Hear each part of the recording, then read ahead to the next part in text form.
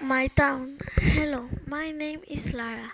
I am 10 years old. I live in La Pobla de Montornès. It isn't a capital city, it's a small town. In La Pobla de Montornès there are lots of shops and there is a castle. There is a museum. There are lots of parks. There is a beach football, lots of houses and there is a school. There is a little river. My favorite place is the little river.